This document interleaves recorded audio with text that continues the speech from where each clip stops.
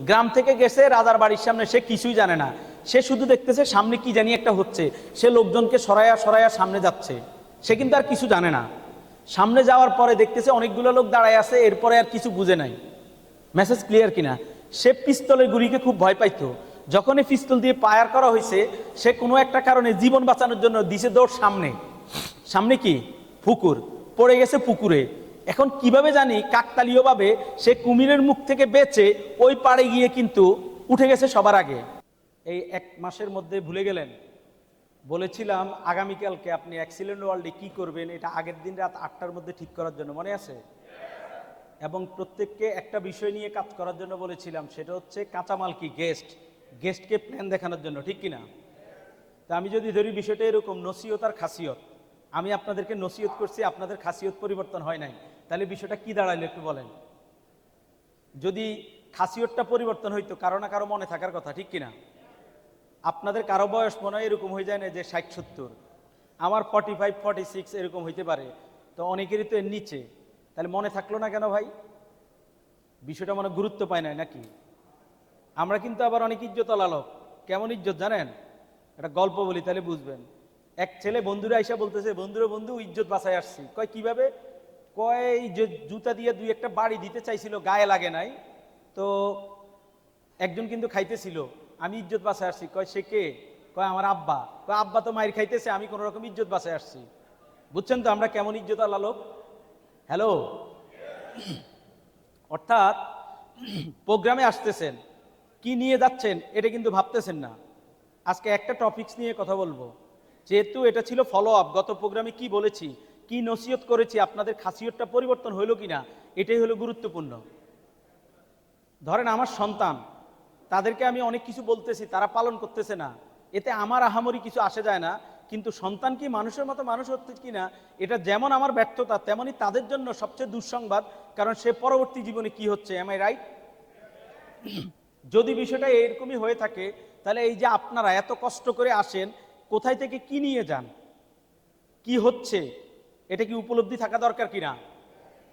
নাকি আসলাম, বসলাম, হাততালি দিলাম, হাততালি নিলাম, চলে গেলাম নাকি? ওকে, আজকে যে বিষয়টা নিয়ে কথা বলবো, বিষয়টার নাম হচ্ছে ছোট্ট একটা শব্দ, 2 অক্ষরের, ধৈর্য। ঠিক কিনা? ধৈর্যটা হচ্ছে এরকম একটা জিনিস, যেটা কোনো মানুষের মধ্যে যদি উপলব্ধি হয়, কোনো মানুষের মধ্যে যদি বিষয়টা বিদ্যমান থাকে, সে জীবনে যখনই সৎভাবে সৃষ্টিকর্তার কাছে যেই কোনো জিনিস চায় না কেন, তার ধৈর্যের পরিমাণ যদি ওই পরিমাণে হয়, সে কিন্তু পৃথিবীতে জীবিত থাকা অবস্থায় তো পেয়ে যাই, বরং পরজগতে গেলেও এটা পাওয়ার সম্ভাবনা থাকে। রাইট? ঠিক কিনা? এই যে ধরেন, ধৈর্য ধরে আপনারা কষ্ট করে আজকের এই প্রোগ্রামে আসলেন, এটা কিন্তু একটা অর্জন। এখানে যদি আমাকে কেউ জিজ্ঞেস করেন যে স্যার এই বিজনেসের সবচেয়ে একটা ভিন্ন সিক্রেটের নাম বলেন, যেটার কারণে আপনি এই কোম্পানিতে আজকের এই পজিশনে আসছেন, আমি বলবো এটার পিছনে সবচেয়ে গুরুত্বপূর্ণ যে জিনিসটা ছিল, সেটা হচ্ছে ধৈর্য ধরে লেগে থাকা। মেসেজটা ক্লিয়ার কিনা? এখন আপনি মনে করতে পারেন যে অনেক যোগ্যতা, আসলে যোগ্যতার বিষয়টা হচ্ছে ভিন্ন। আপনার মধ্যে যোগ্যতা কম থাকতে পারে, যোগ্যতা বেশি থাকতে পারে, যোগ্যতা এক্সট্রা অর্ডিনারি হইতে পারে, আপনি অর্ডিনারি পিপল হতে পারেন, ডাজেন্ট ম্যাটার। সবচেয়ে ইম্পর্টেন্ট যে ম্যাটারটা, সেটা হচ্ছে অ্যাকচুয়ালি আপনার মধ্যে ওই ধৈর্যটা কেমন আছে। এখন আমরা তো প্রত্যেকে অনেক ধৈর্যশীল। একটা টিপস বলি, তাইলে বুঝবেন আপনাদের কেমন ধৈর্য আছে। 2001 সাল থেকে 2026 সাল, মানে একটানা 26 বছর মার্কেটিং পেশায়, এই নেটওয়ার্ক মার্কেটিংয়ে লেগে আছি। এর আগের একটা কোম্পানির নাম শুনে থাকতে পারেন, ওই কোম্পানিতে একটা অ্যাচিভমেন্ট সবচেয়ে লুক্রেটিভ ছিল ডায়মন্ড, এটাও কিন্তু অ্যাচিভ করেছি। কিসের কারণে? ধৈর্যের কারণে। এই কোম্পানিতে এসেছি, এখন পর্যন্ত আপনাদের অনেকের কাছে স্টার্টটা একটা গুরুত্বপূর্ণ। রাইট? ওই স্টার্টটা হয়েছি ধৈর্য ধারণ করে। রাইট কিনা? সেই ক্ষেত্রে আজকে একটা পরীক্ষা দেব আপনাদেরকে। আমার জীবনে একেবারে বুকের মধ্যে হাতকে এভাবে ধরে বলতে পারি, জীবনে কখনো কোনো চেয়ারে বসলে পিছনে পিঠ লাগাইছি, এটা রেকর্ড নাই। এখন প্রশ্ন করতে পারেন কেন? কারণ একটা ট্রেনারের কথা থেকে আমি এটা ধরে নিচ্ছি, চেয়ারটা হচ্ছে জড় পদার্থ, আমরা কিন্তু জীব পদার্থ।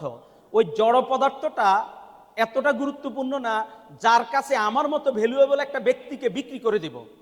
এখন আপনি বলতে পারেন আমার পিঠ ব্যথা, এটা ভিন্ন ম্যাটার, কিন্তু আপনাদের কারো দ্বারা কি সম্ভব আজকে টোটাল ট্রেনিংটা করবেন কিন্তু পিঠের চেয়ারের যে পাটটা, চেয়ারে বসবেন ঠিকই, পিঠ লাগাবেন না? ভাই ইয়েস বলতে পারেন? আজকে প্রয়োজনে শেষ পর্বে আরেকবার একটু দেখবো আর কি এসে আসলে এই যে ইয়েসটা বলতেছেন এটা কতটুকুন সম্ভব। কারণ হচ্ছে আমরা অনেকে অতটুকুন ধৈর্য ধারণ করি যতটুকু আমি মনে করি যে এই ধৈর্যটাই আমার জন্য প্রয়োজন। তাহলে কি ইন্নাল্লাহা মা সবিরিন এটা কি আসতো?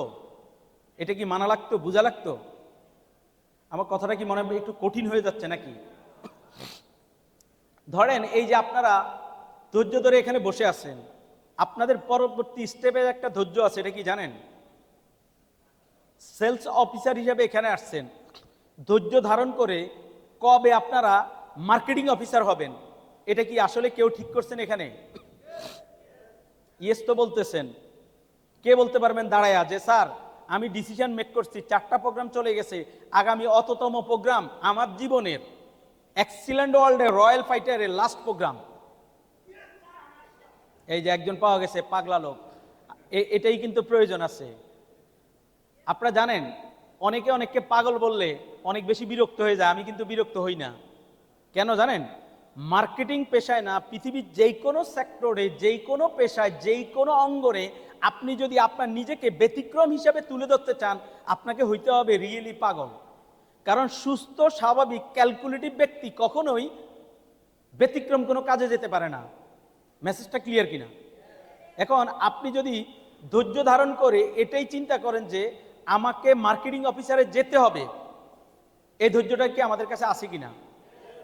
গত প্রোগ্রামে বলেছিলাম গেস্ট প্ল্যান দেখানোর জন্য, এরকম কেউ একজন আছেন দাঁড়িয়ে বলতে পারেন স্যার আমি নিজেই একা গত প্রোগ্রাম থেকে আজকে পর্যন্ত ন্যূনতম 10 থেকে 20 জন ব্যক্তিকে সিঙ্গেল প্ল্যান দেখিয়েছি? এনিওয়ান? আল্লাহ রে, ডিরেক্টর স্যাররা তো অস্থির হয়ে যাবেন তাকাইলে, হাত দেখাই যাচ্ছে না মনে হয়। অন্তত 500 থেকে 50টা হাত আশা করে যাচ্ছিল কিনা? 50টা হাত কি আশা করতে পারতাম? তার মানে কি আপনাদের ধৈর্য আছে শোনার, কিন্তু বাস্তবায়ন করার ধৈর্যটা একটু কম, ঠিক কিনা? এতক্ষণ কিন্তু মনে করতেছিলেন যে আমি তো অনেক ধৈর্যশীল ব্যক্তি, সাধ্যের কথা মনোযোগ দিয়ে শুনি, রাইট কিনা? যত প্রোগ্রামে আসি ধৈর্য ধরে কয়েক ঘন্টা বসে থাকি, আপনি কিন্তু বসে থাকেন না, আপনাকে সিস্টেম বসায় রাখে। যদি এরকম সুযোগ থাকতো প্রতি ঘন্টায় 2 বার উঠার জন্য কতজন দিয়ে কত শতবার উঠতেন, এটা কল্পনা করার মতো না। ধৈর্য ধারণ করাটা যেমন আপনার জন্য গুরুত্বপূর্ণ একটা ইস্যু, আপনার যারা অ্যাসোসিয়েট তাদেরকে এই ধৈর্যটা শিখানোটা অনেক গুরুত্বপূর্ণ। কারণ আমার জীবনে প্রথম থেকে আজকে পর্যন্ত একটা জিনিস খুব ভালোভাবে দেখেছি, বহু লোক এই সেক্টরে আসে, বহু লোক যেই কোনো পেশায় স্টার্ট করে, কিন্তু সফল না হওয়ার পিছনে অন্যতম একটা কারণ হচ্ছে সে ধৈর্য ধারণ করে লেগে কিন্তু থাকতে পারে না। মেসেজটা ক্লিয়ার কিনা? চলেন একটা গল্প শুনে শেষ করি, যেহেতু আমরা 2টা পর্ব ট্রেনিং শুনবো। একবার রাজার বাড়ির সামনে এক বিশাল আয়োজন। আয়োজনটা কেন জানেন? রাজার সেই সুন্দরী একটা মেয়ে আছে, ওই রাজ্যের অনেকে মেয়েটারে বিয়ে করতে চায়, অনেকে প্রেম নিবেদন করে, তো রাজা কি সবার কাছে মেয়ে বিয়ে দিতে পারবে? রাজা একটা পরীক্ষা দিল, বলছে কোন কোন যুবকরা আমার মেয়েকে বিয়ে করার জন্য প্রস্তুত তারা আমার বাড়ির দরজায় আসো, একটা খেলা আছে, খেলা শেষ হইলে আমার মেয়েকে বিয়ে দিব। সেটা কি? এরকম একটা পুকুর আছে রাজার বাড়ির সামনে, ওই পুকুরের মধ্যে 20-50টা কুমির ছাড়া হয়েছে। প্রত্যেকটা কুমির কিন্তু মারাত্মক ক্ষুধার্ত, কারণ গত 10-15 দিন থেকে এদেরকে খাবার দেওয়া হয় নাই। অবস্থাটা কি বুঝছেন তো? ওই যুবক সবাইকে লাইন ধরে দাঁড় করিয়েছে,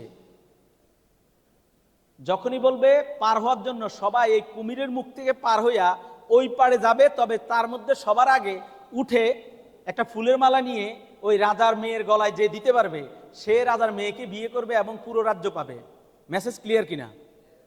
তো গ্রাম থেকে অনেক লোক শহরে যায় না, যায় কিনা? আচ্ছা আপনারা কি জানেন শুধু বাঁশি হুইসাল দিলেই কিন্তু দৌড় দেয়, এছাড়া আরেকটা নিয়ম আছে অলিম্পিক গেমসের, এটা জানেন কিনা আপনারা? কিভাবে ফায়ার করে এটা জানেন তো? পিস্তল দিয়ে গুলি করে, এটা শুনছেন তো নাকি? তো আমার মতো আপনাদের মতো বেশ কিছু লোক আছে না কৌতূহলী, গ্রাম থেকে গেছে রাজার বাড়ির সামনে, সে কিছুই জানে না, সে শুধু দেখতেছে সামনে কি জানি একটা হচ্ছে, সে লোকজনকে সরায়া সরায়া সামনে যাচ্ছে, সে কিন্তু আর কিছু জানে না। সামনে যাওয়ার পরে দেখতেছে অনেকগুলো লোক দাঁড়ায় আছে, এরপরে আর কিছু বুঝে নাই। মেসেজ ক্লিয়ার কিনা? সে পিস্তলের গুলিকে খুব ভয় পাইতো। যখন এই পিস্তল দিয়ে ফায়ার করা হয়েছে, সে কোনো একটা কারণে জীবন বাঁচানোর জন্য দিছে দৌড় সামনে। সামনে কি? পুকুর। পড়ে গেছে পুকুরে।